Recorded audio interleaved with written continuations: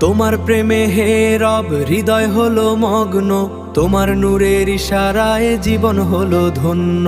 ইয়া রাসূলুল্লাহ আপনার রহমত কামনা, উম্মার তরে শান্তি এই অন্তরের প্রার্থনা। ইয়া রাসূলুল্লাহ আপনার রহমত কামনা, উম্মার তরে শান্তি এই অন্তরের প্রার্থনা।